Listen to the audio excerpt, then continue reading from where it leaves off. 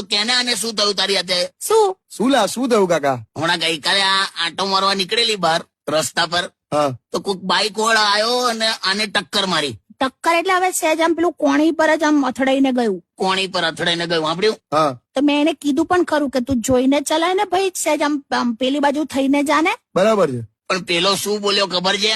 શું? પેલો કે બેન પેટ્રોલ બહુ જ ઓછું છે અને તમને બચાવવા માટે મારે જે બહુ જ લાંબો ચક્કર મારવો પડે ને એ મને પોસાય એવું નથી. શું?